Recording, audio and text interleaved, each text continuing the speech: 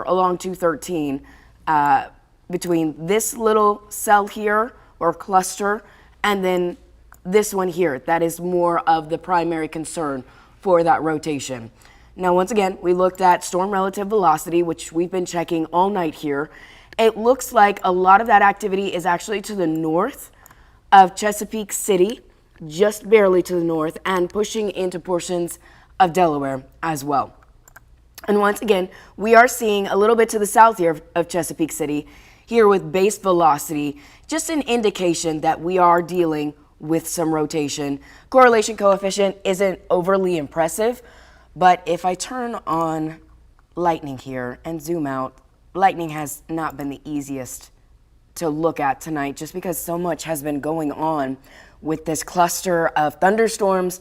And I think at one time we had 5 or 6 tornado warnings across 3 states. So we've had a lot going on. I see a little bit of lightning to the north of Elkton. This doesn't look overly strong, but once again, the National Weather Service has been cautious tonight. And I think they're right in doing so with that rotation being present on radar here. And I'm looking with our chat, and we've seen a little bit of talk here, but nothing on this particular cell as far as the tornado rotation goes. So I'm going to toss it to Kelly here. I'm going to read this text, and then we'll circle back. And this looks like, Abigail, it pretty much followed the pattern that we were looking at from earlier in the day, from Anne Arundel and Howard County to the Eastern Shore to now Cecil County, heading on to Delaware for the next stop for the storms that we've been monitoring tonight. Baltimore City, Baltimore County, not having nothing other really than rain, what we're seeing tonight. There were no tornado warnings in that area this evening.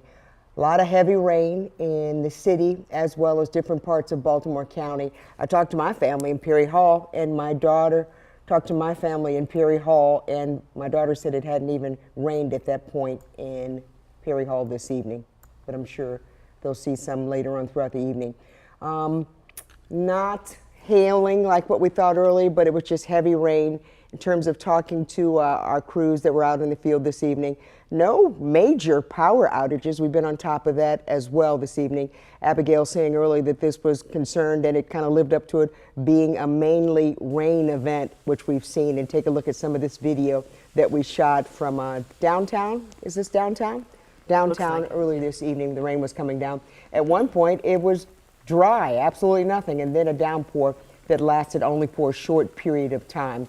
Big concern about, like you said, flash flooding, something that Mayor Brandon Scott talked about earlier in this evening, sending out messages on social media, and you could see why there would be concerns for flash flooding as we saw this evening as the rain came down. Abigail, you get a chance to digest any of that data coming in yet? So they're not talking about this over here towards Cecil County. They're reviewing some of the storms that pushed in earlier. They've been talking about what they've seen as far as reports on social media from viewers, everything that pushed through earlier. And the main consensus is that we got a lot of rain. And that seems to be very true across portions of the state, not only on the eastern side as of now, but we still have a few flash flood warnings still lingering. One in Annapolis in Anne Arundel County for a flash flood warning until 4 a.m. And then one that clips the city proper and portions a little further to the south in Howard County. It's extended throughout both here, and it looks through 11:15. Now, a lot of that rain has stopped in the city proper for now. We still have rain on the docket as we roll into our Saturday. Now, it may seem like we're not talking about this system very much over towards the Delaware state line. It's mostly because we are seeing some rotation with it. It is radar indicated. We're seeing a little bit of that coupling from earlier, but it is moving very much so towards that Delaware state line. We're seeing a little less evidence of that rotation as we check at 11:05 this evening. And by this here, what we saw near Chesapeake City, this vibrant fuchsia color just to the south of Chesapeake City about 2-3 minutes ago, has now pushed to the north and east and over that state line. Now, with the history of the National Weather Service throughout this evening, they've allowed these warnings to stay for the duration of the time allotted. And for this one, it is 11:30. So we still have 25 minutes if they keep the same pattern as they've had throughout the evening. We did have an issue earlier on in the evening between our systems, the National Weather Service being the authority to issue watches and warnings, us being the mouthpiece here. But our system, WSI, MAX systems, what we use for our graphics and radar, have a little bit of a delay sometimes from the National Weather Service's system. So we check back and forth through our chat, which we've been doing periodically throughout the evening to get information, to get reports, and to talk about the duration of these watches and warnings. And there was a general understanding that there was a slight delay with a few of these warnings that were issued earlier in the night.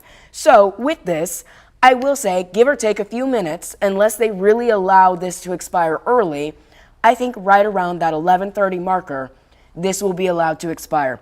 I'm not seeing any more lightning associated with it. A lot of that separate cell, it's really messy here with radar, but that separate entity, we're gonna call it, near Elkton and near that I-95 corridor in really the heart of Cecilton, in Cecil, and we are dealing with that separating, and so it's losing a little momentum, at least on the Maryland side of things. And once again, we've gone through it all night. SR, storm relative velocity, and then base velocity.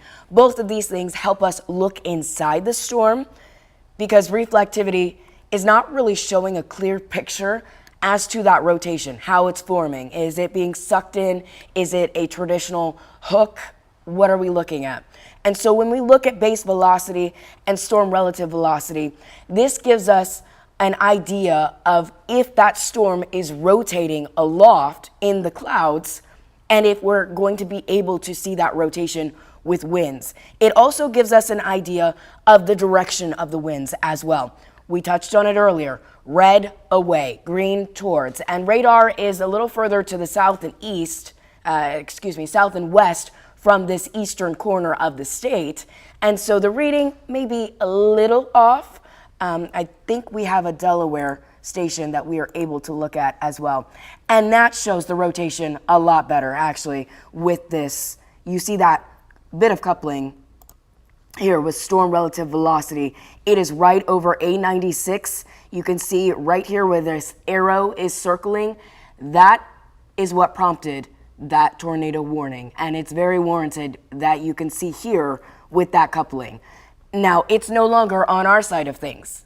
And so I think it's okay to say, Chesapeake City, you're for the most part in the clear. I would still stay in your shelter or at least very close by, because with the pattern of these systems, we still have rain, we still have flooding potential, we still have lightning, not necessarily with this cell here, but history of it, and some gusty winds. And so with compromised soil, possibly compromised surroundings, I would stay in your safe space until this warning has been allowed to expire. Once again, to side with the National Weather Service and to err on the side of caution. With this, I also want to look at base velocity. You can see here, that fuchsia color, more of an indication that this is rotation, and we're seeing a little bit more evidence of why this warning was issued. We see a little bit of reflectivity bouncing back with this correlation coefficient, but it's not overly impressive. You can see a little bit here of it wanting to form something, but I think much like the history of a lot of these storms, it's aloft. We have not had a confirmed tornado sighting for Maryland as of yet. We had, last time I checked, and this needs to be updated as far as my information goes, but around the 7 o'clock, 8 o'clock hours, I think at one point we had 14 tornado warnings that had been issued. So this has been a very, very tornado, at least rotation prone system. It is grouped together, it is dissipated, and it has regrouped on more unstable ground. And we're seeing a lot of this. We had a little rain towards the northern tier of the state earlier on in the afternoon and in the evening hours. It really didn't touch much of the northeastern corner. It was mostly to the south. So this is really and it's already been allowed to expire. You can see right there, it's just in Delaware now. So we are no longer talking about a warning for the state of Maryland. I think it is okay to say we are at least right now in the all clear for thunderstorms this until 11:15, and at least that tornadic spin, we have seen that diminish. We'll be back after this break. We're going to regroup and then get back to the newscast.